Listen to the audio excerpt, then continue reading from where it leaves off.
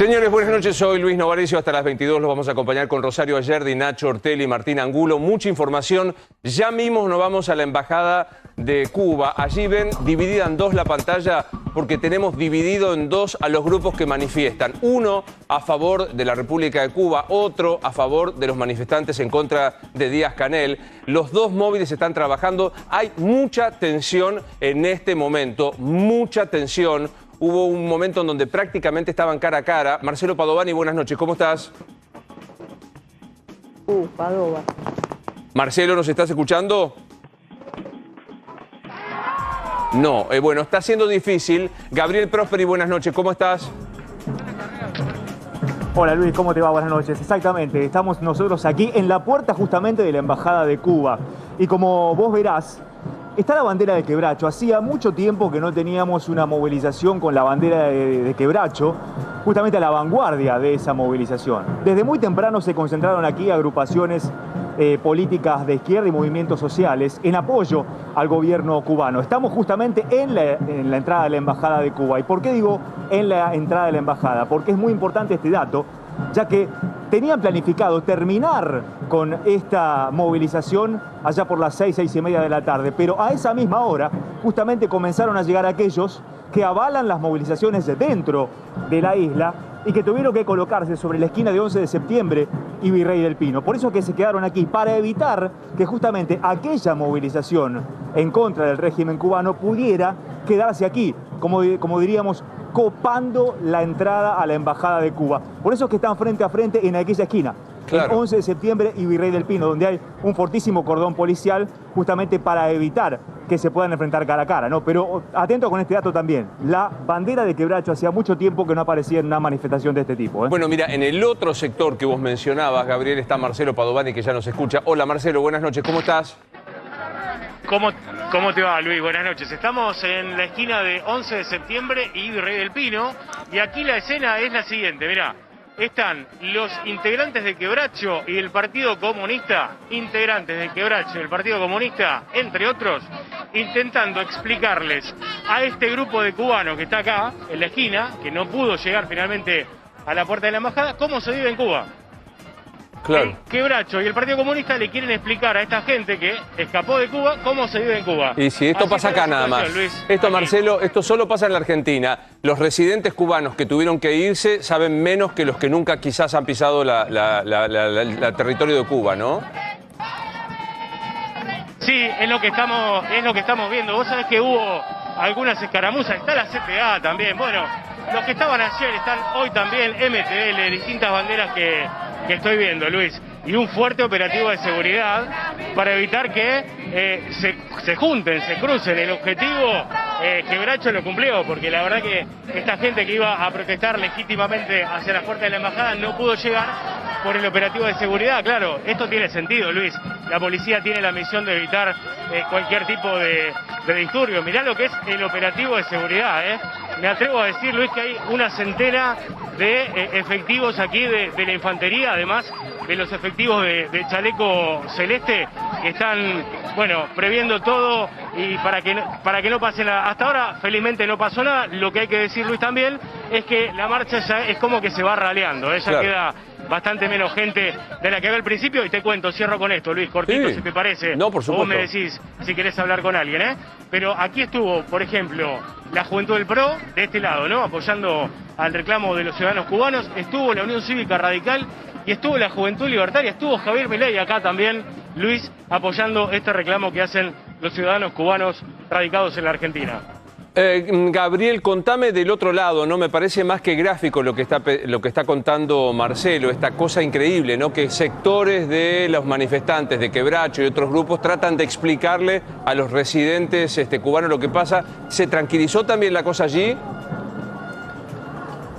Sí. Aquí hubo algunas escaramuzas, pero que tuvieron que ver con algunas personas que salieron justamente del cordón policial, pasaron por aquí, dijeron algo y, bueno, obviamente encontraron el repudio inmediato de quienes aquí se manifestaban, pero no ha pasado de eso, no ha habido incidentes graves durante la manifestación. Las consignas que aquí se escuchan, además de avalar al gobierno cubano y de denunciar en todo caso que las movilizaciones dentro de la isla están fogoneadas por el gobierno norteamericano, lo que se pide como consigna también es terminar con el bloqueo norteamericano. Dicen, bueno, ustedes quieren que los cubanos vivan mejor, lo mejor que tiene que hacer el gobierno norteamericano para que los cubanos vivan mejor es terminar con el bloqueo. Esas son algunas de las consignas que se han escuchado aquí. Bien, muchísimas gracias. Allí estamos cubriendo lo que está pasando en la zona de Virrey del Pino y 11 de septiembre en la Embajada de Cuba con los dos grupos de manifestaciones. Tercer punto de información, ya está sentado con nosotros, iba a decir el senador Sanz, me vino como me puse en blanco y negro. Ernesto, ¿cómo le va? Gracias por estar con nosotros. ¿Qué tal? Buenas noches. Para mí uno de los dirigentes de la política que no están en el ejercicio más interesantes para escuchar, una persona que usa algo que es extraño, que es el sentido común y aparte conoce política, así que enseguida estamos charlando con él. El policial del día es Coglan, con imágenes tremendas para compartir. Nos vamos a ir allí. Recuérdenme, por favor, quién está cubriendo la información. Está Cristian Balbo. Cristian, te saludo, pero quiero que veamos primero el video de lo que pasó. Te lo voy a dar, pero por favor. Tengo unos documentos, por favor. Te juro que te doy todo lo que quieras.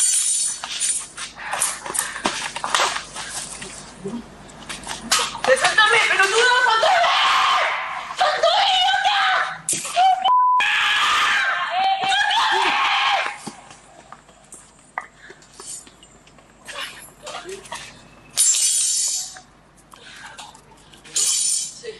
Imágenes muy difíciles realmente y afortunadamente la solidaridad y cómo no, la valentía de un vecino que salió a ayudar a esta mujer y que logró que este tipo dejara de golpear a una mujer indefensa en el suelo, como la estaba golpeando. Cristian, buenas noches, ¿cómo estás? Buenas noches, Luis, equipo, y ese video con las imágenes y audio que acaban de ver y escuchar ocurrió aquí mismo, en la esquina de Roosevelt y Estomba, en Coglan, muy cerca de la estación, 8:30 de la noche, cuando este delincuente se abalanzó sobre la vecina, la golpeó en la cara en 2 oportunidades y salió Reinaldo, que es vecino aquí de la cuadra, a solidarizarse. Ahora vas a poder conversar con él, pero lo primero que quiero mostrarte es lo que portaba este individuo. Fíjate vos, la cuchilla, Luis, que tenía en su poder. Con esto estaba. Con esto enfrentó a esta mujer, la golpeó. Y en esta situación salió Reinaldo para solidarizarse sin medir las consecuencias, porque fue instintivo. Cuando Reinaldo viste que la estaban golpeando, vos saliste acá de tu domicilio y directamente fuiste a enfrentarte con el delincuente para salvar a esta mujer. Sí, así es. Yo estaba por salir a pasear el perro, escucho los gritos y bueno, estaba ahí abrí la puerta, lo vi que lo estaba golpeando porque la golpeaba salvajemente y nada, no la dudé. Fue un segundo que por defensa, ¿no? De un vecino, de una vecina en este caso. Ahí te diste cuenta que portaba esta cuchilla que vos recogiste después. ¿Podés tomarla también ahora en este momento? Sí, la vi después. La verdad que cuando yo abro la puerta y miro la situación, no la vi. Sí la veo cuando él se da la fuga, ¿no? Después escucha en el audio un sonido a lata que es cuando cae esta cuchilla al suelo. Sí. ¿Cómo sería? Esto fue así, se escucha muy bien en el video, ¿no? Que él se ve que se le cayó en algún momento o algo, y después la agarra a la chica y la tira al piso y le empieza a golpear, y bueno, ahí es cuando aparezco yo. Luis, te está escuchando Reinaldo, Reinaldo, gracias por atendernos, gracias en nombre de todos los vecinos. ¿Es habitual el tema de la inseguridad allí en Coglan? Mira, Luis, la verdad que no. Sí vemos en estos últimos tiempos que ya han habido, por lo menos los que escuché yo acá en la cuadra, o en el barrio, 3 casos en los últimos 15 días, digamos. Así de violencia, de robos. Bueno, la verdad que es impactante ver esto. Otra vez gracias, Reinaldo, por haber compartido este testimonio con Cristian allí, y quedamos a su disposición. Ojalá que las autoridades hagan algo más que relatar lo que sucede y pongan protección para los vecinos. Gracias, Reinaldo, muy amable. Tal cual. Bueno, muchas gracias a ustedes. Que siga usted bien, hasta luego. Siempre a esta hora estamos en Constitución para ver el regreso a casa, los controles, la cantidad de gente. Esta es la imagen de un día con mucha llovizna. Lili Caruso, buenas noches, ¿cómo estás? Hola, buenas noches, Luis. ¿Cómo estás? Y vos lo decías, con frío, con lluvia aquí en la Estación Constitución, 11 grados, pero el pasar de la gente, como vos podés ver, es incesante. No deja de pasar gente que va a tomar el tren, el ferrocarril Roca. De momento ves que merma un poco, pero tiene que ver con la llegada de algunos de los colectivos, por supuesto, y de los subtes. Recién acaba de llegar incluso un tren de la ciudad de Mar del Plata, ¿no? Que preguntábamos de tantas valijas, nos decían esto. Los controles, como siempre, aquí en la Policía Federal, que les pide a todos el permiso de esencial para poder entrar al tren y después nuevamente tienen que mostrarlo allí adentro ya directamente cuando entran al andén correspondiente. La verdad, Luis, que la gente pasa muy abrigada realmente. Nos decían que esperaban que pudieran viajar rápidamente. Hasta hace un ratito te digo que había casi una cola para entrar hasta la esquina. Llegaba la fila de gente que es incesante aquí en Constitución. Por ahora todo tranquilo, pero bien, como siempre, hay que mostrar el permiso de esencial, Luis. La gente va muy abrigada, muchas bicicletas vi hoy, ¿eh? La gente, a pesar de la lluvia, Luis, viaja con sus bicicletas, viene hasta aquí y ahora, claro, se van hasta el vagón, pero todos con permiso. Por ahora no ha habido nada extraordinario ni nada raro para comentarte. Gracias, pero Lili. Como aquí siempre vemos la gente que siempre circula. Gracias, como Por siempre, favor. un placer verte en la pantalla. Dicho esto, sigamos a volver con vos. Bueno, ahora me voy a sentar a hablar un poco de lo que sucede en Juntos por el Cambio. ¿Me hablas un poco de las internas en general de una de las agrupaciones, Nacho? Sí, del Frente de Todos, Luis, porque a 10 días para la elección empiezan a haber certezas.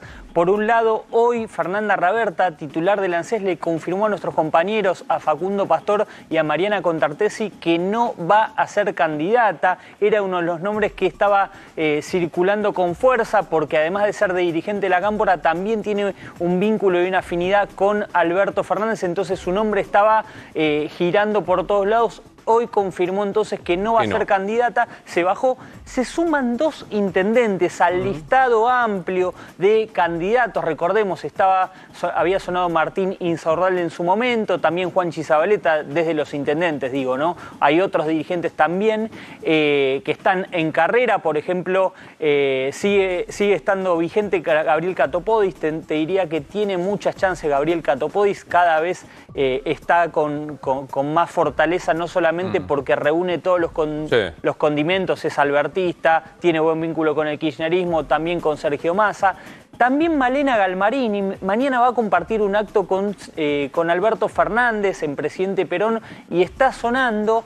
Pero los intendentes que están circulando, Luis, en las últimas horas son Leonardo Nardini de Malvinas Argentinas y Mariano Cascallares de Almirante Brown. ¿Para encabezar? 2 nombres, 2 tapados. Recordemos, en 2013 Cristina dijo, el candidato es el proyecto, fue Martín Insaurralde, no le fue bien porque obviamente perdió con Sergio Massa, pero un poco la estrategia es lo que marcaba Rosario días atrás. Decían, bueno, la marca, el sello del Frente de Todos mide más que cualquier otro nombre que se pueda poner, por eso en esa idea empieza obviamente a surgir. Primero sigue con fuerza el nombre de Tolosa Paz, pareja de Pepe Albistur, el sábado estuvo en Olivos. Hay una danza de nombres, se define sobre la hora y va a tener mucho que ver la última palabra de Cristina Kirchner. ¿Quién viene a la ciudad de Buenos Aires? Sí, ¿no? En este momento está viajando para la ciudad de Buenos Aires, deja el Calafate, tiene mañana la sesión en donde como un gesto Alberto Fernández le descongela los pliegos de los candidatos a embajadores, Marcela Lozardo a la UNESCO, y también Nielsen, Arabia Saudita. Así es, los 2 embajadores que va a descongelar, pero ahí no está la actividad principal, sino el viernes, en caso de que se concrete la audiencia, y si es así, preparémonos porque se va a transmitir por YouTube, pero va a ser una especie de cadena nacional por las declaraciones fuertes que va a hacer, un poco rememorando lo que fue la causa del dólar. Y después, una semana para definir las listas, se tiene que reunir con Alberto Fernández, va a recibir a dirigentes en la calle Juncal, pero Máximo Kirchner va a ser el que termine de delinearlas. Bien, está en el Calafate y recibió algunas visitas. Sí, recibió visitas, incluso hubo un militante que es Federico Pasos, que estuvo unas largas horas con el frío del Calafate, imagínate, en la puerta haciéndole guardia. Cristina lo vio hacer y la custodia lo que le dijo es, mirá, se acercó a él y le dijo, esto Cristina no lo hace nunca y no lo va a volver a hacer nunca, así que sentite un privilegiado. Y mirá la foto. ¿Lo hizo entrar? Lo hizo entrar a la casa, la foto fue afuera, lo hizo entrar ella a la casa, se sacaron una foto. Ahora, Presta atención al cartelito que le da la bienvenida a la el casa cartel ahí de arriba. Cristina Kirchner. No alcanzo a ver. ¿Qué Cristina dice? Fernández de Kirchner, ¿qué dice? Presidenta de la Nación Argentina. Sos brava, Yerdi, ¿eh? No. ¿Qué tipa difícil sos, eh? No. ¿Qué tipa Es un buen difícil? Nadie recuerdo se de va a su fijar. presidenta, Nadie se pero fijó. cuando uno llega a la casa de Cristina, se da cuenta de Ya ese está. cartel. Pero me viene bien porque es la primera pregunta que le voy a hacer a Ernesto Sanz. Porque iba a decir, ¿tiene sentido? Gracias, Ernesto, por estar. De verdad, un gran gusto verlo. Igualmente. Después de mucho tiempo. Igualmente para mí. ¿Tiene sentido? Después de estas fotos, yo la pregunta creo que amerita. ¿Quién gobierna, Cristina o Alberto? Lo primero que habría que preguntarle a ella cuándo puso ese cartel. Claro, si es de mandato. Si lo puso antes del 2015 o lo puso ahora, ¿no? Sería una buena. Pero digo, es una cuestión. metáfora, digo, en serio, ¿tiene sentido? ¿Vale la pena discutir si en la línea central? Porque digo, Lozardo y Nielsen van a ser embajadores porque ella desbloquea en el frente. Los nombres de la lista lo pone ella. ¿Gobierna ella o él? Yo hace rato que yo dejé de tener esa duda, digamos, y creo que la inmensa mayoría de la gente hace rato también dejó de tener la duda. Quien tiene el poder real, efectivamente, es ella, y las decisiones más fuertes del gobierno, que marcan un rumbo, digamos, que marcan un sentido, que marcan un camino, las ha tomado ella como jefa del kirchnerismo, digamos, puro y duro, ¿no? O sea, yo nunca creí en un gobierno bicéfalo, en un gobierno compartido, pero además porque, a ver, la práctica enseña que alguien que puso por su sola voluntad a las dos principales candidaturas políticas de la Argentina, que es el presidente de la Nación y el gobernador de la provincia de Buenos Aires, claro, es evidente que antes de haber asumido ya está manifestando un poder que luego, en este año y medio de gobierno, se manifiesta en los hechos, ¿no? Hoy no es motivo, para mí hoy no es un motivo de debate o de discusión, está claro. Está claro. Ahora usted dice, la que marca las grandes líneas. Me gustaría detenerme en algunas cuestiones. Sí. Recién veíamos Cuba, política exterior. Digo, en Cuba no sé demasiado lo que pasa, en Venezuela se están solucionando los problemas, Ortega no es dictadura, jamás está al mismo nivel de Israel. ¿Cuál es la línea de la política exterior de este gobierno? Bueno, es una línea muy concreta, ¿no? Es una línea que no es nueva. No es nueva, es una línea que ya este gobierno exploró, o este modelo político exploró del 2015 hacia atrás.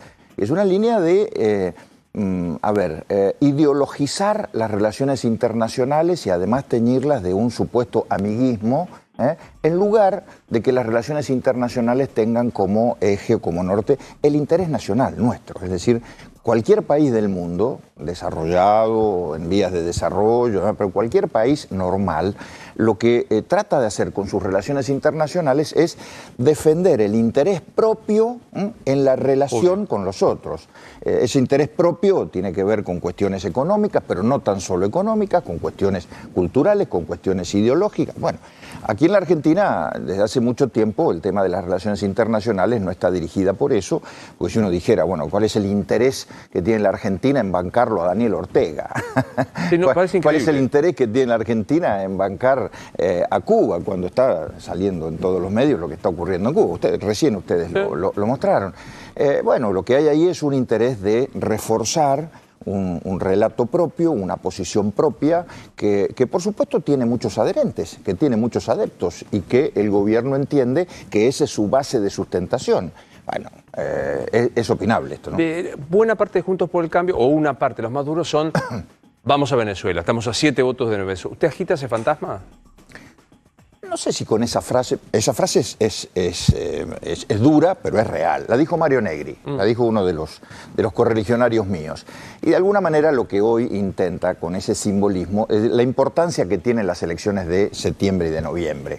La importancia que tiene una elección de medio término, que muchas veces estas elecciones no tienen la intensidad, el volumen y el impacto en la sociedad que puede tener una elección donde se elige presidente o gobernadores o intendentes. Esto es una elección de medio término que tiene mucha importancia, pero mucha importancia, porque efectivamente un modelo que avanza y avanza sin respetar otras visiones, sin respetar otras posiciones, que avanza unilateralmente y que no puede avanzar más en ese sentido porque tiene todavía un freno, que es no tener los 2/3 en el Congreso, por ejemplo, en la Cámara de Senadores. A ver, si el kirchnerismo tuviera los 2/3 en la Cámara de Senadores, ya hubiera desplazado al procurador y hubiera puesto un procurador.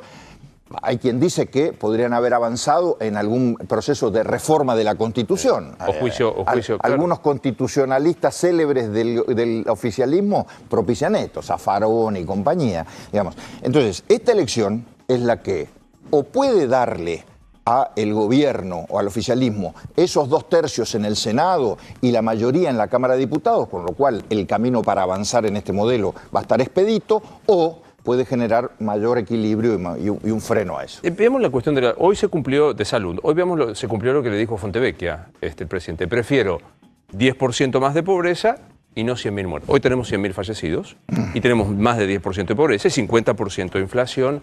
Era inevitable porque todo el mundo dice no se podía haber hecho otra cosa con la estructura. El peronismo dice con la herencia recibida y nosotros con la estructura que teníamos. No, a ver, la herencia recibida dejó de ser una excusa hace también mucho tiempo, porque después de 1 año y medio en donde las 2 variables que se conjugan en esos números es salud y economía, y después de 1 año y medio donde desde el primer día el debate en la Argentina, el debate político, por ahí quizás no tanto al principio en la sociedad se involucró después, pero el debate político siempre fue el equilibrio entre salud y economía. Y lo cierto es que más allá de lo que se puede hablar de la herencia recibida por parte del gobierno, tanto en materia de salud, y pongo un solo tópico, vacunas, el escándalo de vacunas, tanto como en economía, y pongo aquí los números de la economía real de hoy, que no tienen que ver con lo que venía, sino que tienen que ver con el agravamiento de la situación económica fruto de malas decisiones de política económica, bueno, llevan a esta situación, ¿no? Ahora se abre la interna. Yo creo que está bueno que en los partidos haya interna. Ayer algunos dicen no, porque se ponen críticas las situaciones con este tema. El radicalismo. ¿Usted no vuelve más? ¿No vuelve más a la cuestión, no vuelve más a la gestión concreta de todos los días? No vuelvo a los cargos públicos, no vuelvo a las candidaturas, a las candidaturas no, para nada. Ya creo que cumplí un ciclo y además no se puede andar por la vida ofreciendo renovación partidaria. Desde adentro.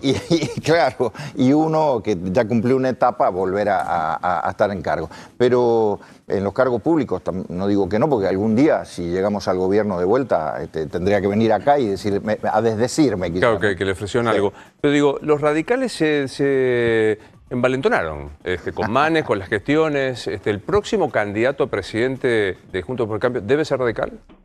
A ver, debe ser, no lo podría decir con debe ser. Sería bueno, sería deseable, por lo menos para nosotros, sería un gesto de equilibrio, sería una manera de renovar internamente esa conjunción que es una coalición política, sería un signo de madurez que fortalecería la coalición.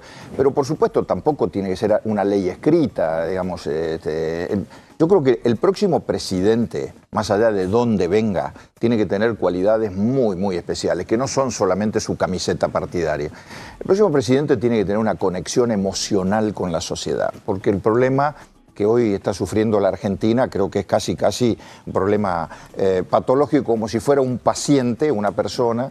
Argentina hoy está enferma, está muy enferma y creo que hay síntomas de la enfermedad, lo vemos, recién vimos uno, en ese caso tan dramático. Pero la Argentina está enferma de violencia, está enferma de depresión, de desesperanza, de resentimientos, de broncas. Y el próximo presidente tiene que ser alguien que además de ofrecer un programa, un plan, una estrategia para salir de la decadencia, tiene que conectar emocionalmente y devolverle a la sociedad esa esperanza perdida. Hay un amigo mío que hoy está en la primera plana, que se llama Facundo Manes, que dice que las sociedades se movilizan por 2 cosas, o por miedo o por esperanza. Sí. Y también tiene los líderes que movilizan por miedo o movilizan por esperanza, dirigen por miedo, dirigen por esperanza. No solamente las sociedades, sino los líderes que también influyen en eso. La Argentina de hoy está, yo creo, con muchos miedos, con muchos más miedos que esperanza. Miedo a perder el empleo, miedo a que los chicos se vayan afuera, miedo a la inseguridad, miedos. Hay que cambiar ese eje y hay que empezar a vivir una sociedad con esperanza. Ahora, ¿quién lo hace? Lo debe hacer la política y lo debe hacer la dirigencia política. Yo comparto eso de los liderazgos por miedo o esperanza. Me concede que Macri, Cristina, Juntos por el Cambio y el Frente de Todos jugaron con el liderazgo del miedo. Mirá que si no viene Cristina, mirá que si no viene Macri. Bueno, fracasó eso.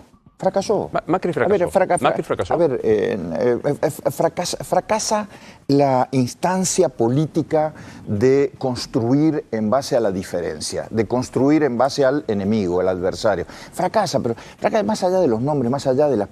Fracasa como herramienta frente a un país que lleva muchos años de decadencia, de desesperanza y de fracaso. Entonces, creo que lo que viene tiene que ser alguien, a ver, yo tampoco quiero caer en los eslogans fáciles, alguien que salve la grieta, alguien que se ponga del centro, no. Alguien que conecte emocionalmente para tratar de sacar a la sociedad de este clima de desesperanza en el que está y que ofrezca una luz en el camino, que ofrezca una salida, y eso lo tiene que hacer la política, porque no creo que esto lo pueda hacer nadie. Además, vivimos en una democracia y no podemos apostar a que lo haga nadie más que no sea la propia política, ¿no? Quiero abrir a la mesa. Gerardo Morales dijo, Larreta se apuró para aprobarse el traje presidente. Bueno, a ver... Ahí hubo un tema en los últimos meses, que ustedes han escrito ríos de tinta y han hablado mucho, que ha sido el tema de la sucesión del PRO. Dentro de Juntos por el Cambio, cada uno de los partidos tiene lo suyo, ¿no? Sus bemoles. Así como el radicalismo, recién decías, está hoy viviendo un momento de mucha euforia, el PRO ha vivido un momento después de la derrota del 2019, partido que se creó casi a imagen y semejanza de una persona, que ganó todo antes del 2019 y el 2019 perdió todo prácticamente. Empezó un proceso interno de sucesión, digamos. La sucesión, ¿no? Déjeme claro, déjeme la deformación jurídica, pero si es que hay una sucesión es que hay un causante, para que haya una sucesión es que murió políticamente. Me olvidé que estaba hablando con un abogado. Pero vio me olvidé que estaba hablando con un abogado. A veces yo me olvido de eso. Pero para esos tecnicismos, digo, ¿Macri fue? Bueno, creo que cumplió una etapa. Y precisamente lo que está ocurriendo hoy con Rodríguez Larreta es que él se propuso reemplazarlo. Y se propuso reemplazar el liderazgo y se dedicó a eso. Y hoy lo consiguió. A ver, un dato. En el cierre de listas, en el interior del país, los dirigentes del PRO ya no lo llaman a Macri, lo llaman a Rodríguez Larreta. Es un gesto, es un signo de que hoy el liderazgo cambió. Un amigo mío decía, ya no van a Casuso, creo que donde vive Macri, van a Uspallata. Claro. Bueno, ahora, eso, volviendo al tema y lo que dijo Morales y demás, eso también hace que Rodríguez Larreta haya puesto mucho énfasis en construir ese liderazgo en el PRO, y tengo para mí que algunos errores se han cometido respecto a la coalición en su conjunto. Por ejemplo, el tema de la provincia de Buenos Aires es un tema... El Salto Vidal. Claro, a ver, le puede haber servido... Me gusta para el nombre de novela, el Salto de Vidal. Le puede haber servido a Rodríguez Larreta, y de hecho le ha servido para construir ese liderazgo en el PRO, pero me parece que generó ahí una disputa con los propios de él, con los propios del PRO en la provincia, y por supuesto... En el costado, paralelamente, venía el radicalismo silenciosamente, pum, y bueno, y ahora está, y ahí está. Manes Monzó y sí, pero yo no lo veo con una mirada dramática eso. Debería ser bueno, debería ser bueno. Porque si no, a ver, si no estamos otra vez en el tema, vamos a votar a las PASO y resulta que son todas listas de unidad. No son ni primarias, ni abiertas, ni obligatorias. Entonces, con todo derecho, un ciudadano va a decir, bueno, déjense embromar. Sí, claro. Entonces, eliminen las PASO, vamos con todos con lista de unidad a la general, porque si no, las PASO se convierten en una primera vuelta y la general después ya no tiene sentido. No se lo puedo quiero que los chicos participen, pero no se me ocurre cómo preguntárselo. ¿Le da el cuero a Larreta para ser presidente? Yo creo que sí, a él y a muchos, en Juntos por el Cambio, a él y a muchos. Hagamos lista. A él, no, a él y a muchos, sí, Larreta, Vidal, en el PRO, Larreta, Vidal, seguramente, en el radicalismo, Morales, Cornejo, Lustó, Manes, 4 tenemos ahí, más 2, 6. 6. Me parece una No es que se olvidó de uno, es que ya está. ¿De quién? De Macri.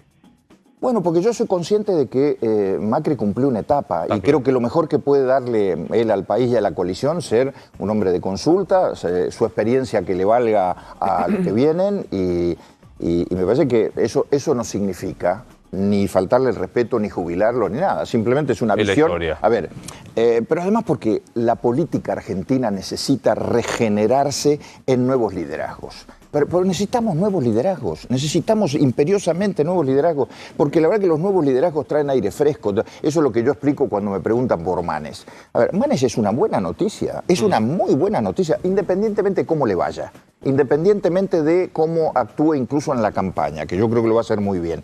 Pero es un aire fresco. A ver, es alguien que viene de la actividad privada, con muchos títulos, con muchos diplomas, con muchos éxitos, y viene y quiere ponerlos en riesgo en una actividad que es riesgosa. Para eso, para el prestigio es muy riesgosa la política. Claro. Y a mí me parece una cosa interesante, ¿no? Nacho. En ese nuevo liderazgo, los nuevos liderazgos que marcas, Ernesto, ¿crees que tiene eventualmente Juntos por el Cambio que construir un líder que eventualmente, si le toca llegar al poder, no deslegitime o no desconozca al adversario? Vos, antes de que ganara Macri, planteabas la necesidad de acuerdos políticos, como se hizo cuando llegó Néstor Kirchner, y por ejemplo vos fuiste uno de los que apoyó a Néstor Kirchner para cambiar la corte de la mayoría automática menemista. Si mal no recuerdo, fue en... Los dos oradores finales del juicio político abogiano fuimos Cristina y yo. Por eso mismo. En esta nueva etapa que se viene, ¿cómo crees que van a tener que hacer en Juntos por el Cambio? Primero, para poder ganarle al oficialismo, y por otro lado, para garantizarle a la gente que se puedan construir acuerdos, porque justamente Alberto Fernández llega y no construye los acuerdos con la oposición. Y en este caso ustedes, si les toca ganar, ¿cómo podrían hacerlo? Bueno, un dato que no es menor de lo que acabas de decir. Hace algunos años atrás eso no se decía de esa misma manera y se decía que el único que podía gobernar era el peronismo, ¿no? Hoy está claro que no es así, ¿no? Está claro que el peronismo en materia de gestión no está haciendo las cosas bien. Ahora, y lo que está claro también es que pasan los gobiernos, los problemas estructurales siguen y la falta de acuerdos hace que esos problemas estructurales persistan, se profundicen, se ahonden y generen consecuencias terribles en materia social y económica. Entonces creo que en algún momento habrá un punto en donde esto tendrá que resolverse, con un liderazgo que desde el poder, ganando una elección, desde el poder, porque los acuerdos se convocan desde el poder, no desde la oposición, y se convocan cuando uno tiene fortaleza, cuando uno recién arranca. Me parece que el próximo presidente, sea el que sea, no tiene demasiada escapatoria. Tiene que convocar sí o sí un acuerdo. Y ponen a prueba una vez más a la dirigencia política en Argentina. Por eso es que a mí me parece que esa dirigencia se tiene que nutrir de gente joven, de gente nueva, de gente fresca, más allá de gente joven, de gente que no tenga facturas a cobrar ni a pagar. Y vicios adquiridos. Pareciera que en la Argentina la dirigencia política es imposible que pueda hacerlo porque son más los vicios y las facturas a cobrar y a pagar que la mirada... Pero ese discurso, ¿crees que alcanza? Porque los halcones de Juntos por el Cambio dicen no se puede enviar un mensaje así para ganar una elección. Hay que decir, hay que ganarle al kirchnerismo como sea. A ver, vos tenés que ganar una elección, pero después tenés que gobernar. Claro. Entonces tenés que ganarla ofreciéndole a la sociedad no la derrota del adversario. Pues si lo único que vas a ofrecer a la sociedad es la derrota del adversario, estamos complicados. Claro. Al día siguiente te mirás las caras y decís, bueno, ¿y cómo arrancamos?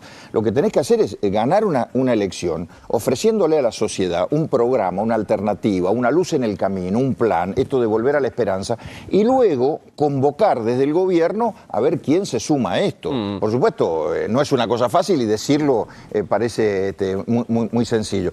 Pero es la asignatura pendiente de la política. A ver, yo te podría estar hablando 5 horas de un montón de cosas, pero al final vamos a caer en que cualquiera de las cosas que hablemos para reformular la Argentina necesita de acuerdo. Porque fíjense lo que está pasando, que una cosa buena por otro lado. Por primera vez tenemos un sistema político en la Argentina, después de muchos años, ¿no?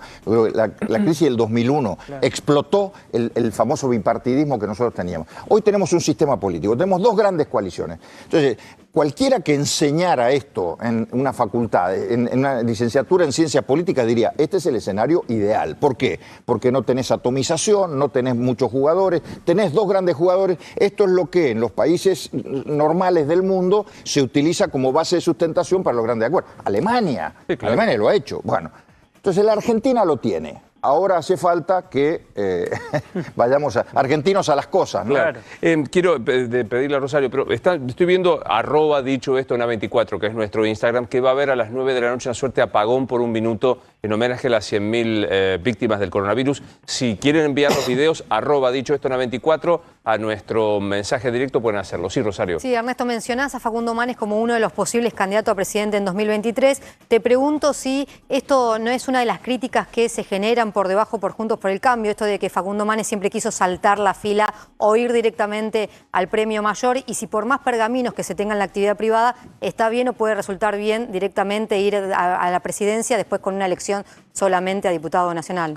Bueno, dos cosas. A mí me parece muy honesto que alguien que quiere ser presidente lo diga y que no lo esconda y que no ande con eufemismos. Claro, no lo pienso. Y yo a Facundo, desde que lo conocí, y lo conozco desde hace muchos años, la primera vez digo, yo quiero ser presidente de la nación. Y aparte lo fundamenta. Dice, en un país como la Argentina, con la estructura jurídica, el único que puede cambiar sustancialmente las cosas... No, es más. Cuando yo no lo puedo explicar como él, pero una sociedad hoy enferma necesita un médico. Claro.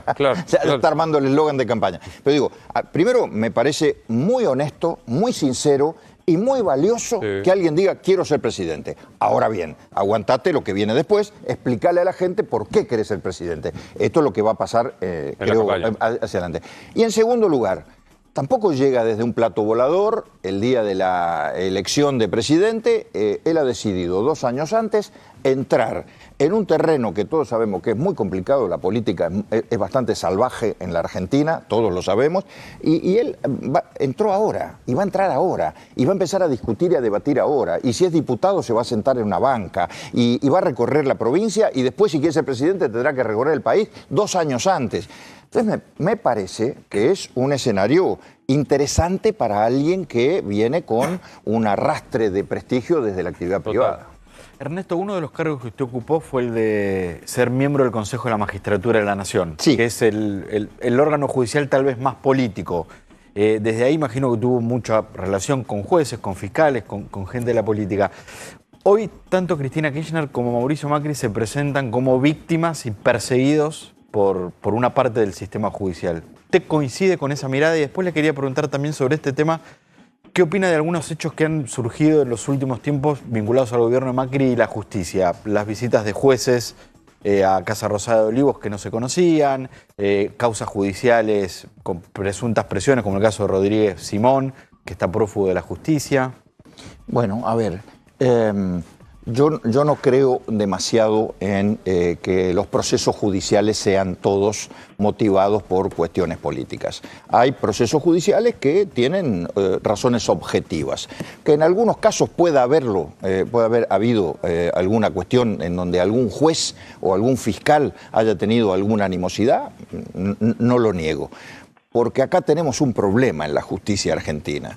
La justicia argentina es una justicia demasiado politizada. Es una justicia que depende demasiado de los vaivenes políticos. Y en una democracia que adquirió alternancia, ahora se nota más. Es complicado, porque saltan rápidamente, claro. Ahora se nota más. Quizás no se notaba tanto cuando no había tanta alternancia, pero ahora que hay alternancia se nota más. Ahora, eso se puede corregir. Va a costar mucho, pero hay que corregirlo. Eso hay que corregirlo porque no le hace bien, ni a los propios jueces le hace bien esto, ni a los propios jueces, porque también están sospechadas todas sus actitudes y todas sus... Y esto no tiene que ser así, no debería decía ser Martini, para preguntarlo directamente, Cristina Fernández dice que acá hubo lawfare, que una coalición, medios económicos, medios de comunicación y jueces para perseguirla. No, yo no creo de ninguna manera en eso. Creo que hay algunas causas que podrán ser discutibles. A ver, por ejemplo, la causa de... esa causa por la que ella fue absuelta, que era la de las dólar futuro. La del dólar futuro, la verdad, nunca debió haber sido materia judicial. Y en eso tiene razón. Ahora, ¿y qué crítica hace desde la oposición? Porque esa causa fue impulsada por ejemplo, Mario Negri, Martín Redrado... Bueno, tendrá que preguntarle a ellos por qué la impulsaron en su momento y los jueces por qué la tuvieron durante tanto tiempo en el candelero. Lo tienen que responder ellos. Pero la verdad, si me preguntan a mí en este momento, eso es una causa que no tuvo razón de ser desde el primer minuto. Que quizá tuvo razón de ser la denuncia en su momento, 2 meses antes del cambio de gobierno, porque había ahí algunas irregularidades, pero cualquier juez... frente a una denuncia de irregularidad, he dicho, mire, eso puede ser una irregularidad administrativa del Banco Central, pero esto no es delito. El problema es que pasaron 3 años y medio, 4 años, 5 años o 6 años para que se dijera que no hay delito, ¿no? Ahora, hay causas objetivas, concretas, que tienen que ver con hechos de corrupción que para mí no son lawfare. Digo, la plata se vio contando, los bolsos se vieron volando, los hoteles existían ahí. Sí, por eso es... vuelvo al punto. Si nosotros tuviéramos una justicia que no estuviera tan sometida a los vaivenes políticos, ningún dirigente político tendría como argumento lo de me están persiguiendo el lawfare. Obvio. Agradecerle mucho. Va a parecer que busco un título, sin ánimo de autoflagelación y con el reduccionismo de lo que voy a plantear. ¿El gobierno de Macri fue muy bueno, regular o malo? Eso no significa buscar un título, ¿no? No, sí, por eso dije, con deliberación y alevosía fue. Yo tendría que recurrir acá al maestro Jorge Asís, que lo veo ahí sentado, que me ilumine con su inteligencia y su sabiduría, y que me saque, el que me dice la eterna esperanza, que me puso siempre. A ver, eterna esperanza, diga tal cosa, digamos. Pero bueno, el maestro me mira y no me dice nada, entonces, no.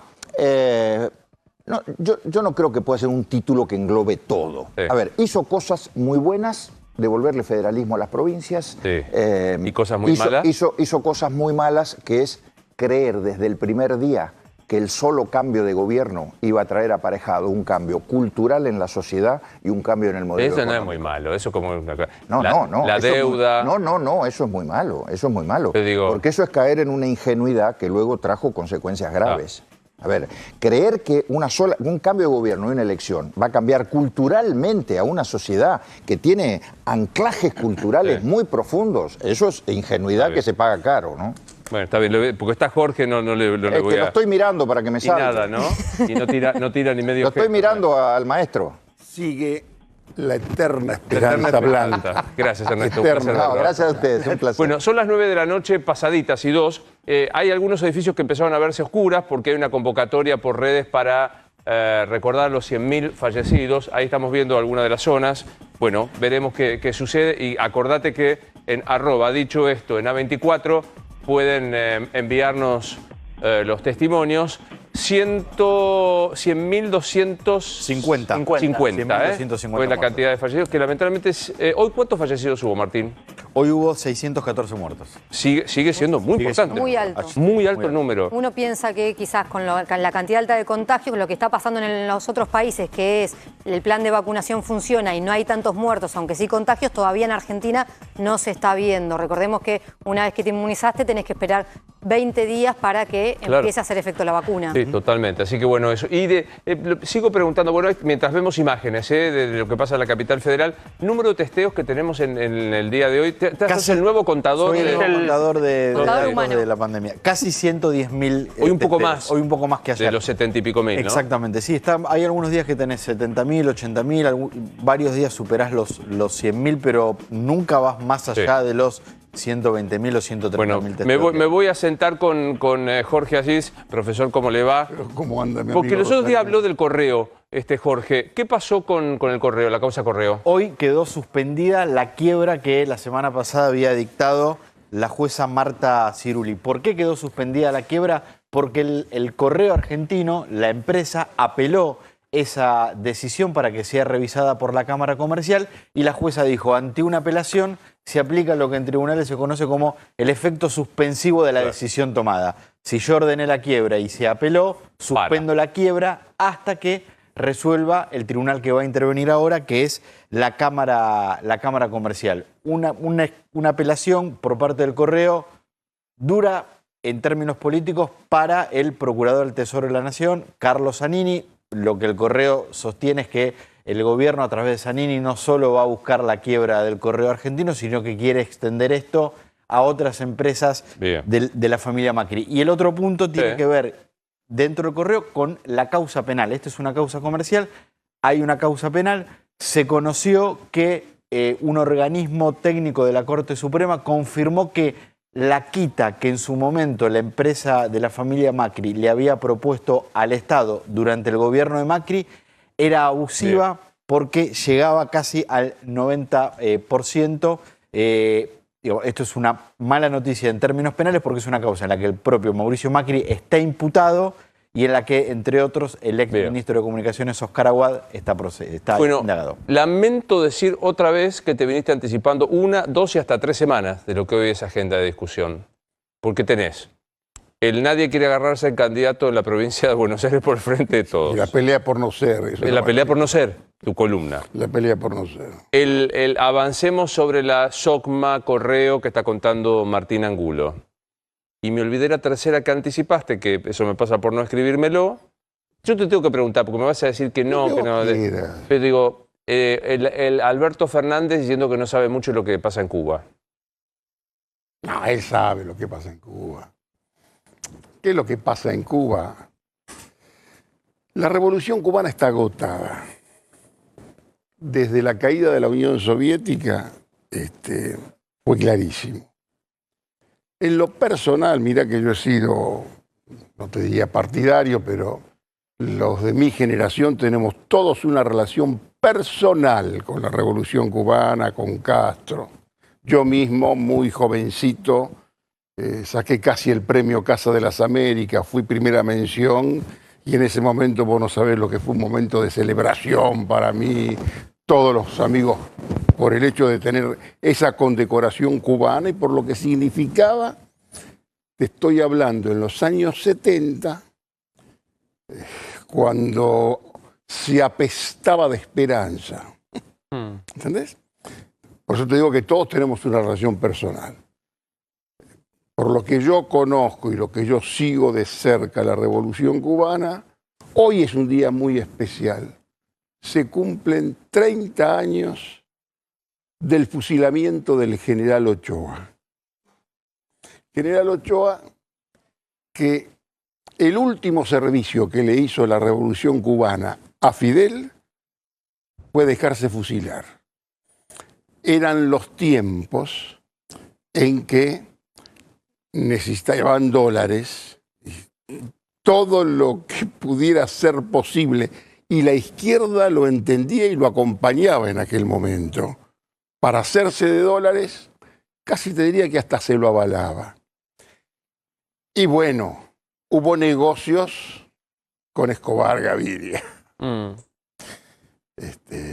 Y por supuesto que eso se pinchó, y por supuesto que fusilaron al general Ochoa, a De la Guardia, pero todos sabían que las máximas autoridades de La Habana estaban absolutamente al tanto de la cuestión. Ahora, Jorge, a partir de ahí, en esos últimos, yo tomé una distancia distinta. Pero digo, si yo comparto con vos, si el presidente sabe lo que pasa en Cuba, digo, mirando ya un poquito más que es la política de relaciones exteriores de la Argentina, dice lo que dice, porque él sabe, va a hablar con un periodista y Cuba está volando por el aire, que te lo van a preguntar. Vos no podés llegar improvisado. Dice, no sé lo que está pasando. Y antes Ortega, y antes Venezuela, y antes Hamás.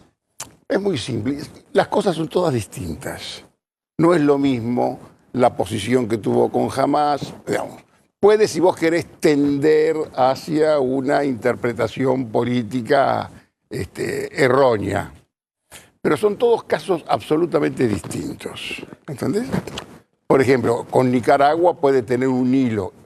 Nicaragua es otra gran decepción personal. Estás hablando con un tipo que publicó Rescate en Managua. Yo cubrí lo que era la revolución nicaragüense desde Panamá, enviado por el Gran Diario Argentino. Participé de un Hércules donde se llevaba supuestamente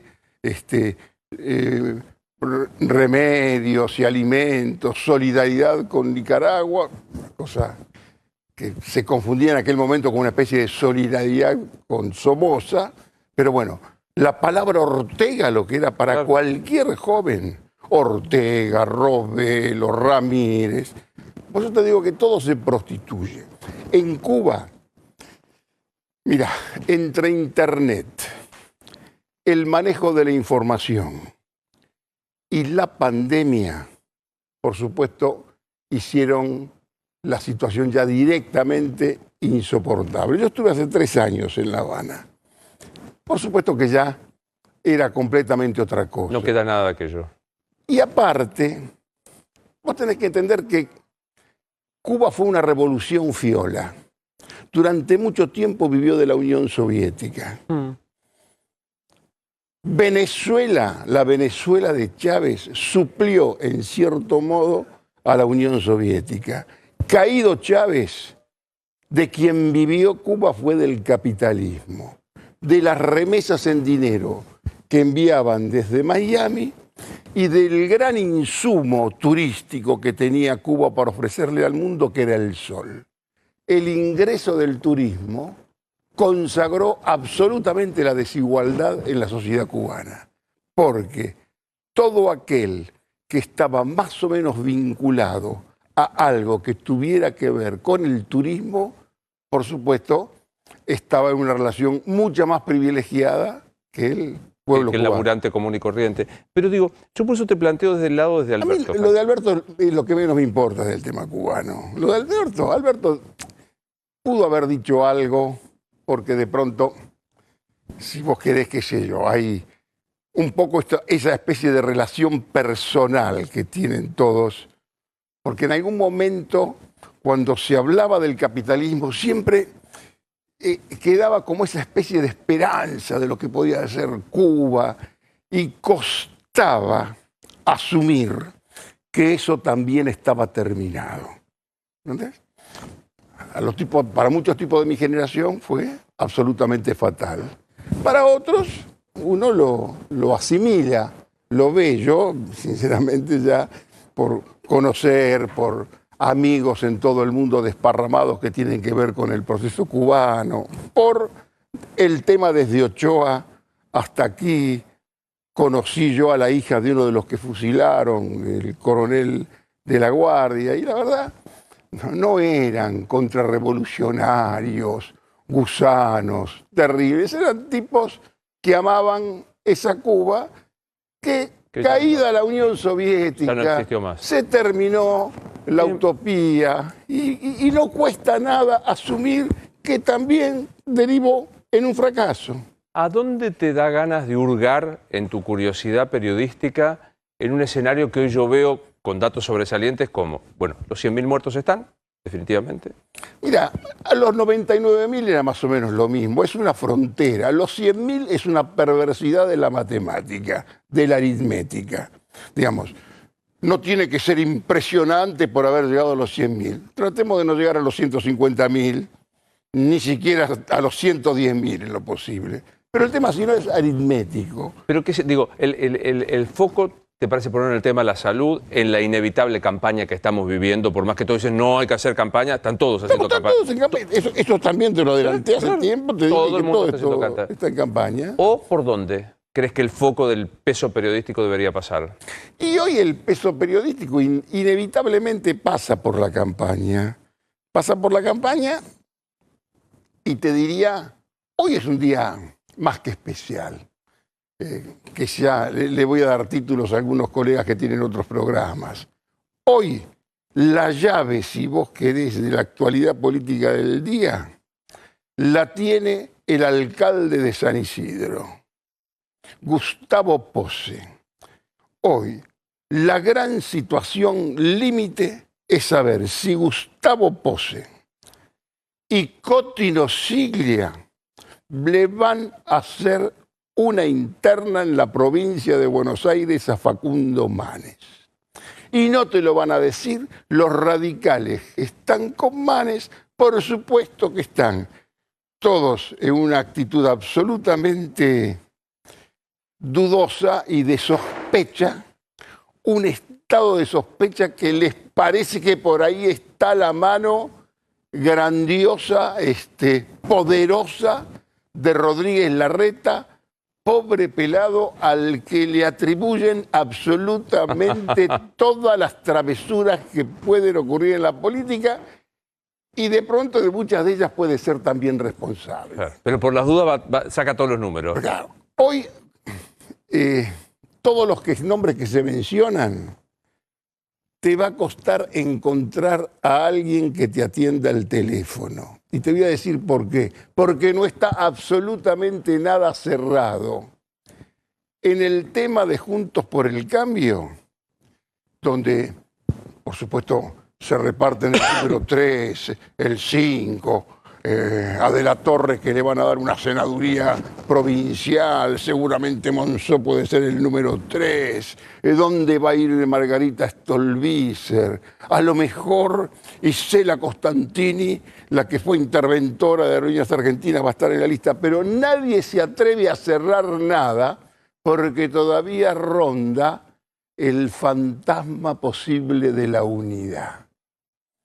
Unidad que yo, con mi formación y evaluación probablemente equivocada, te digo que es muy difícil darla, porque a Facundo Manes, sobre todo en un momento de gran tonificación de la Unión Cívica Radical, porque todos los dentistas de cada pueblo, contadores públicos, psicopedagogas de todas partes, sienten que hay una especie de resurrección territorial de ese espacio.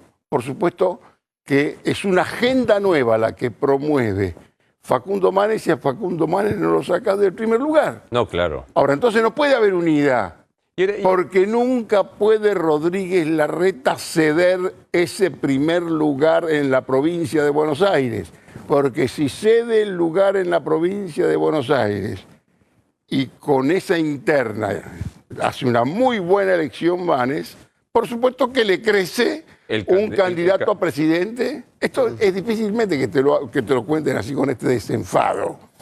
Pero hoy casi todos están con el teléfono en silencio, miran si suena. Leen sin abrir el mensaje. Todos te dicen, no, soy contacto estrecho, no quiere ver nadie a nada. Es verdad. Porque ¿Y el corcoveo de Boga Macri, qué ves ahí? Y Boga Macri, Jorge Boga Macri.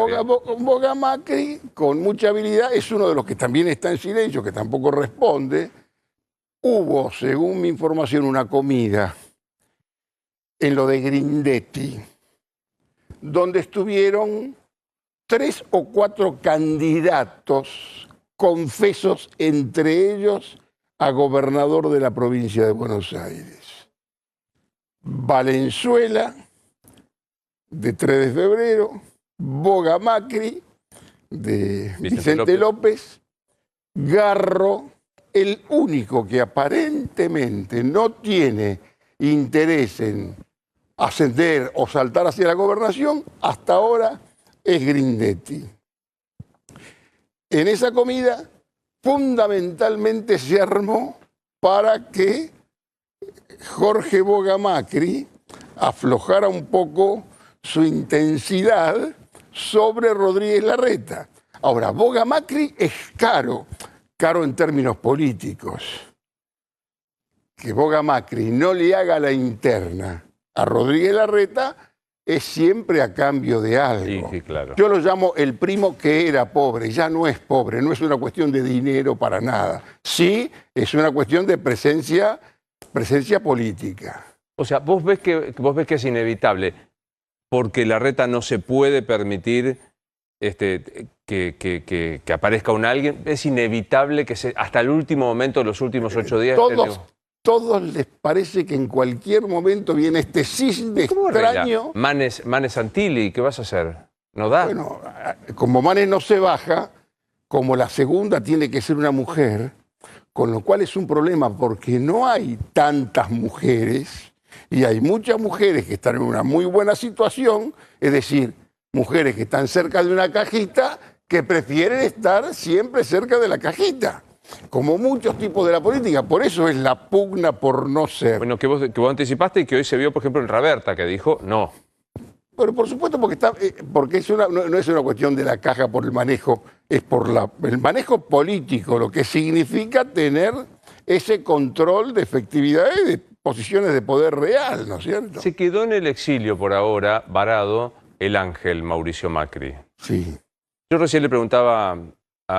¿cómo le decís vos? La eterna esperanza. Eterna esperanza blanca. Blanca, que es Ernesto Sanz. Y te diría más, era un muy buen candidato a la presidencia de la República, apoyado por empresarios poderosísimos que lo veían a él en condiciones de crear un clima de inversión en la Argentina. Pero digo, 2 veces, no una, lo jubiló a Mauricio Macri. O sea que es los radicales más críticos con Mauricio Macri.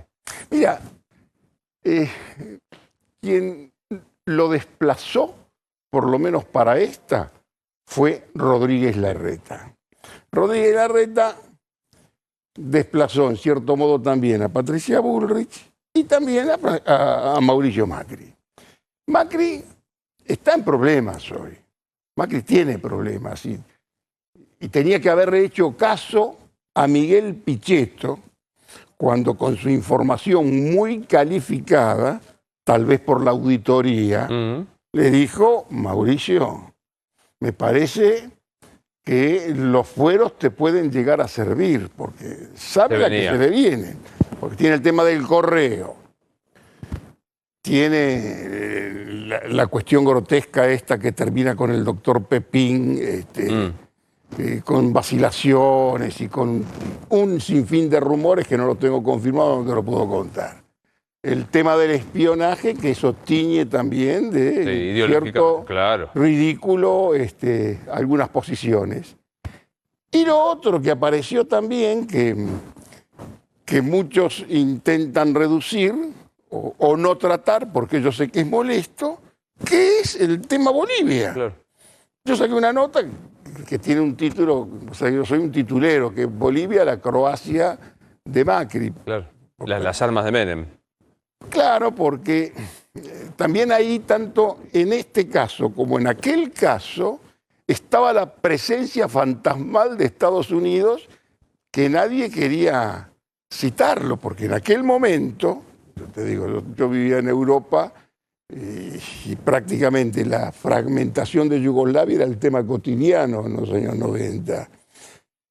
Pensar que alguien podía entrar un matagato en Croacia o en Eslovenia, cuando estaba la ofensiva eslava de una Yugoslavia que se terminaba, ahí no podías entrar absolutamente nada si no tenías una banca verdadera, por ejemplo, de un país aliado extra-OTAN, como era la Argentina de Menem, y al presidente de la Argentina extra-OTAN de la época termina en cana, en la quinta de Gostañán, durante 9 meses y con la imagen del gran corrupto, y por supuesto que algunas cuestiones de la política internacional no se podían ventilar. Pero porque hay una de la interna chiquita que no quiero dejar pasar porque lo tiraste así al pasar y me cuentan, vos dijiste, Rodríguez, el que lo complicó a Macri políticamente, que decís, Rodríguez Larreta, que también... que lo complicó, directamente lo desplazó. Lo desplazó y la desplazó a Patricia Bullrich. Me dijeron que está muy caliente. Y sí que tiene que estar caliente, por supuesto. Que hay otros rumores que yo tampoco me quiero hacer cargo. Por ejemplo, pero sutilmente. No, ni sutilmente, porque tienen que ver con cuestiones, qué sé yo, derivadas de cuestiones de negocios en las que yo no me quiero meter, porque simplemente son informaciones que circulan. Este es un momento de lenguas feroces, que hay que tener mucho cuidado. A todos los colegas les digo, el colega que se dedique a esto tiene que ser un buen fileteador, saber separar bien la parte del pescado buena con la parte del pescado que está absolutamente podrido. Uno, sin darse cuenta, puede ser objeto de una operación ajena. Y lo peor, gratis. Y con buena fe. ¿No es cierto? Hoy está todo absolutamente mezclado. Patricia Bullrich toma distancia. Hoy castigan en demasía, me parece, con una ferocidad inusitada en las redes y sobre María Eugenia Vidal, que María Eugenia Vidal, por supuesto que no era conducida por nadie. Ella quiso pasar de la provincia de Buenos Aires a la capital, pero también con un gran interés de Rodríguez Larreta, que necesita una sucesora, porque si hay algo que no puede perder Rodríguez Larreta ni Mauricio Macri, es el maxi kiosco del artificio autónomo. Ahora, vos traes, te preguntaba por Patricia y ahora traes a María Eugenia Vidal. Los científicos de la encuesta dicen que le va a pegar duro este salto, por más que intente explicarlo. No, lo que le puede, no te digo pegar duro, quien los puede afectar es alguien que en la práctica lo presentan como si fuera un sparring, como si dijeran, la interna que no quieren hacer con Patricia Bullrich la quieren hacer con Ricardo López Murphy, que es políticamente e intelectualmente superior a todos los que están en la vitrina. López Murphy, por supuesto que puede convocar sectores que estaban directamente con Patricia Bullrich y también radicales, porque los radicales se tonifican en la provincia de Buenos Aires, claro, pero se fragmentan excesivamente en el maxiquiosco, que es donde deben controlar, porque están los radicales, oficialmente con María Eugenia Vidal y Tetaz, pero también hay otros radicales, lo que podríamos llamar el brandonismo, el Suárez Lastrismo y otros radicales que estaban con bastantes simpatías también con Patricia Bullrich, que lo prefieren a López Murphy.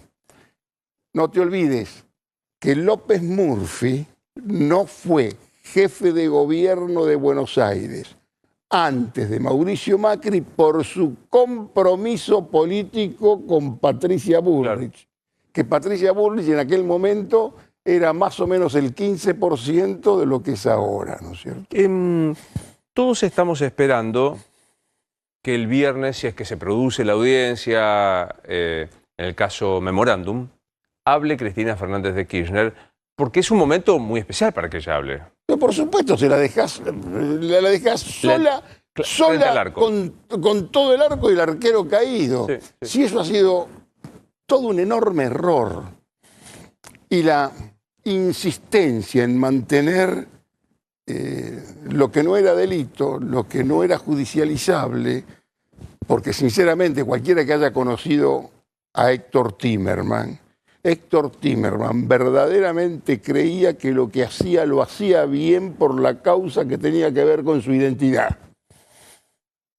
Y la doctora fue la que en otros momentos fue una de las más activas en lo que tenía que ver con el esclarecimiento. Lo que pasa es que acá se construyen muy fácilmente narrativas. Sí. La narrativa del encubrimiento. No, yo más allá de que sea, de pronto delito, pudo haber sido un horror político. Jurídicamente es una aberración crear una comisión que intermedie entre el juez y los imputados, que le tome declaración en Irán y que para preguntarle a los imputados tenga que pedirle permiso a una comisión de verdad. Ninguna declaración en Irán hubo, no pasó absolutamente nada. Pero eso proponía el memorándum. Jurídicamente es una aberración. Para mí fue un error político, que es algo peor. Es un error político y la creencia... Yo lo he discutido en aquel momento con tipos de la Cancillería, porque eso se manejó con un secretismo. Por ejemplo, a nivel de vicecanciller no se tenía la menor idea de qué es lo que pasaba, porque verdaderamente creían que era un camino, que estaban en un camino... para terminar la causa. Para terminar con eso. Ahora, para mí fue un error político. Aparte... El error geopolítico de confundir dossier, de creer que porque Estados Unidos se sentaba con Irán para discutir temas atómicos y nucleares, vos estabas habilitado también para negociar avanzar una causa penal. Claro. Y eso fue un error político. Ahora, un error político no judicializable. Recién la Eterna Esperanza Blanca te habló de otra causa, le preguntaban a los muchachos, que tampoco eso era para judicializar. ¿Vos crees que más allá de esto, del memorándum en sí, lo que va a decir, va a marcar la cancha política, Cristina, como gran decisora que es en el país? No, sinceramente no creo. Ella va a hacer su juego. Lo que me permitiría desestimar es toda esa narrativa, esa interpretación que circula, que tiende a un interés como de ella de ocupar posiciones y debilitar a Alberto Fernández. Interpretación política. Lo que menos le sirve a ella es tener tan debilitado a Alberto Fernández. Si Alberto Fernández se debilitó fue por errores propios, no porque le marcaran la cancha o de pronto hasta para cubrirse. Todos los errores de gestión tenían que ver con los malos y esto no es así, ¿no? Me parece. Ahora, ¿qué es lo que puede hacer ella? Va a tener todo un escenario. Si tuvo ese escenario cuando le dijo, a mí me absorbió la historia, es una mujer que está muy cargada con eso que verdaderamente cree. Porque, la verdad, esta es una pregunta que me hacen permanentemente. Si la doctora es corrupta, la doctora puede no ser buena política, pero no es corrupta. Ninguna corrupta designa en la provincia de Buenos Aires a Axel Kicillof y todo ese grupo de purificados. Definamos corrupta. Corrupto que está en la recaudación, en los negocios, en plano personal. Hoteles, no tiene nada que ver. Los hoteles, los sauces. Eso, mira. Fortuna personal de una persona que... Yo no soy abogado de ella. Eso de los hoteles me parece una berretada. Lo peor al que se le ocurrió, digamos, acá entramos en otro tema. Sí. Acá hay una herencia de ella. Bueno, sabés que uno la recibe con beneficio de inventario la herencia, ¿no? Sí, pero vos qué hubieras pensado que tomara el control de todo y lanzara culpas al marido extinto. Esto no se hace. No, en política. Vos me estás diciendo que en una sociedad conyugal y política de la potencia de los Kirchner, ella fue ajena a las eventuales corrupciones de su marido. Mira, intuyo, y es información. Sí, por supuesto que sabía qué podía pasar, no tenía el menor conocimiento del detalle. Y aparte, acá hay información y hay alguna novela en preparación al respecto que tiene mucho que ver con esto, después de la muerte de Néstor Kirchner, citar a tipos importantes, decirle, decime qué hacías con mi marido. Quiero saber todo. Mira, la muerte de Kirchner produjo unas diferencias estremecedoras, porque había cuestiones que tenían que ver con fondos que manejaba Kirchner que no estaban anotados en ninguna libretita. Pero sabes que esto no es información, es mera especulación. El cuadro más brillante del peronismo, capaz de anticiparse a todas las jugadas políticas de la República Argentina, desconocía los negocios de quien dormía en su alcoba. Mirá, si los desconocía, podría sospechar, lo escribí yo, algunos tipos que decían, ella no quiere saber cómo se la junta, a ella le gusta gastarla, esto lo decía un embajador del riñón de ellos, esto tiene que ver con lo que fue el kirchnerismo, con lo que fue Néstor Kirchner, con su concepción recaudatoria. Extinguido con la muerte de él. Poder que me parece que si él quería ser presidente de vuelta era para arreglar todos los despioles que había dejado. Ahora, en lo personal, yo no creo sinceramente que el móvil de la doctora sea la recaudación. Esto sí que es información, no es. Está en otra, puede tener otro nivel de equivocaciones. Ahora, esto, claro, decirlo de una dama que prácticamente representa la imagen de la corrupción, vos decís, a ver si decime qué quiere hacer con Axel Kicillof y qué quiere hacer con todos los fundamentalistas casi de la virtud que tiene Kicillof al lado en la provincia de Buenos Aires, donde para manejar la provincia de Buenos Aires tenés que ser un pecador. Bueno, todo esto lo pueden leer y más en Jorge Asís Digital, el portal más interesante de la política argentina, o escucharlo aquí el miércoles que viene en Dicho Esto. Mirá que hoy repasamos de Cuba, sí, de Cuba al Calafate. Me parece que hay alguna cosa que no te conté, pero... Decime. No, porque cuando estábamos hablando del tema Macri, me parece que no hablamos bien del tema Bolivia. Y el tema Bolivia, como vos tenés un excelente trajinador del mundo judicial, el tema Bolivia recae en Javier López Vizcayar, un juez penal económico que es el que participó en el primer escándalo de corrupción del kirchnerismo que tuvo que ver con Escanca.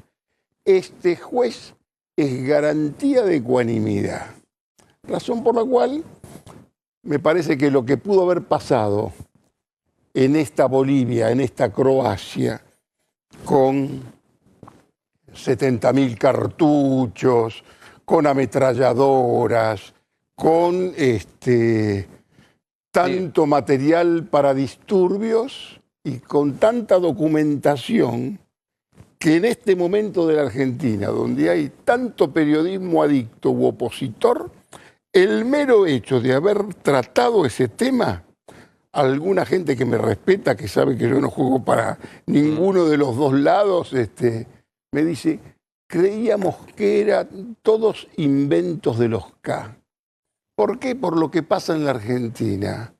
Vos tenés un canal donde la doctora es el mal, otro canal donde Macri es el mal.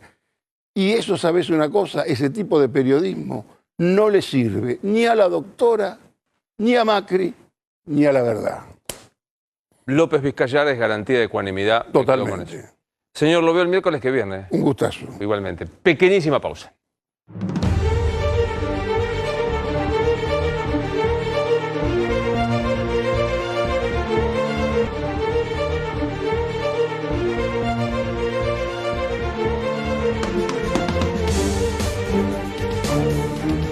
Vamos a ver el mapa de los infractores del aislamiento, aquellas personas que vuelven del exterior, provincia por provincia, teniendo en cuenta algo que nos decía Florencia Cariñano Rosario esta mañana en la radio, que Córdoba, Santa Fe, Buenos Aires y Capital concentran el 95% de los viajeros, ¿no? Así es, y es una discusión que se volvió a abrir con el gobierno nacional diciendo si las provincias hospedaran en hoteles a todos los que hacen, los que vienen del exterior, se podría habilitar más el cupo de extranjeros que vienen. Y miremos las provincias, porque el registro de infractores sigue subiendo. Esto es desde el 14 de junio, es decir, un mes. ¿Cuántos infractores se encontraron en la ciudad de Buenos Aires? 511. Wow, 511 mucho. infractores, es mucho el número. En la provincia de Buenos Aires, 380. Y vos fíjate, lo sigue Santa Fe, estas provincias que son el mayor cupo. Lo sigue Santa Fe con 60 infractores y Córdoba con 19. También tiene Mendoza algunos infractores, con 18. Salta 13. Chubut 8. Jujuy 7. La Rioja 2 y Santa Cruz 1. En total, 1.019 infractores de personas honestas, turistas que vinieron del exterior, que no cumplieron con el aislamiento ni siquiera en su casa, porque la provincia de Buenos Aires, también recordemos Salta, que nos decía hoy Florencia, y San Juan son las 3 provincias que dispusieron hoteles para que se hagan las cuarentenas ni bien vienen de los aislamientos. Bueno, hubo una carta nuevamente del presidente de los Estados Unidos al presidente argentino, Nacho. Exactamente, Luis. La carta se la envió el 27 de mayo, Joe Biden a Alberto Fernández. Vos decís, ¿por qué recién llegó ahora? Bueno, porque obviamente las cartas tan protocolares pasan por muchos filtros, entre ellas del Departamento de Estado. Se remitió obviamente al embajador Jorge Argüello y luego la giraron a la Cancillería. ¿Qué dice la carta y por qué le agradece Joe Biden al presidente Alberto Fernández? Bueno, por su participación en la cumbre del cambio climático. Recordemos, la cumbre fue el 22 de abril, la carta se mandó el día 27 de mayo y llega recién ahora a la República Argentina. Le agradece particularmente su enorme contribución a la cumbre del cambio climático. Biden le plantea seguir trabajando juntos y hace hincapié y de alguna manera tiene un guiño para Alberto Fernández. ¿Te acordás que había pedido aquello de canje de deuda por acción ambiental, acciones para mejorar el medio ambiente? Bueno, habla de aumentar los fondos para las naciones con economías vulnerables. Obviamente la República Argentina tiene una economía vulnerable, el presidente lo plantea cada vez que puede respecto a ese tema, y obviamente días atrás también había hablado Martín Guzmán. Me parece que alguien le había soplado a Guzmán que iba a llegar una carta de Biden en ese sentido, porque justamente planteó Guzmán lo que hoy Joe Biden termina diciendo. Un guiño de Biden, otro más para Alberto Fernández. Lo habías anticipado, Martín, porque cuando la jueza a cargo del vacunatorio VIP dijo desestima la existencia de delito, por lo menos en una cantidad de casos, si siguen otros, se iba a producir la apelación y se apeló. Se apeló hoy, hace instantes, el titular de la Fiscalía de Investigaciones Administrativas, Sergio Rodríguez, apeló esa decisión. No lo hizo ni lo va a hacer porque en realidad el plazo para apelar es hasta mañana a las 9:30 de la mañana. Sí podemos adelantar que el fiscal Eduardo Tayano no va a apelar esa decisión, coincide con lo que hizo ¿Por qué no va a apelar? la jueza.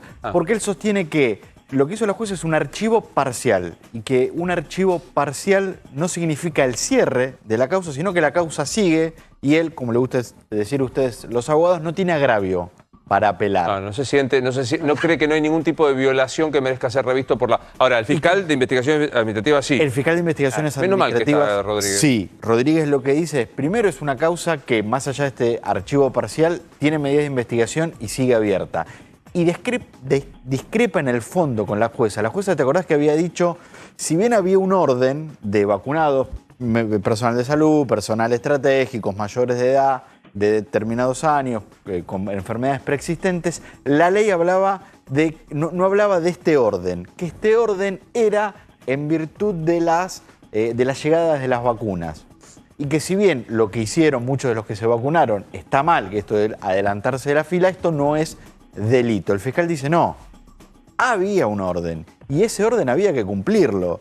Y cuando todos los llamados vacunados VIP recibieron las dosis, los únicos que podían vacunarse era el personal de salud. Claro. Estamos hablando de enero, febrero de este año. Vacunas era solo para el personal de salud. El fiscal dice, podemos discutir el personal estratégico y quiénes eran personal estratégico para recibir la vacuna. Pero acá había un orden que había que respetar. Inclusive también el fiscal dice, acá hay algunos delitos que la jueza desestimó que sí son delitos y sí se podrían aplicar. Esta apelación ahora va a intervenir la Cámara Federal para decidir si revoca o no el fallo de la jueza. Corre por mi estricta cuenta esto que voy a decir. Me parece sorprendente que un fiscal que representa a la sociedad por lo menos no abra la posibilidad de la apelación para que se revea en segunda instancia, más allá del tecnicismo del archivo o no de la causa. Pero bueno, lo digo con respeto del doctor Tayano, en lo personal como ciudadano de a pie no me siento representado por el fiscal que debería representarme para que se investigue como corresponde. Pequeña pausa.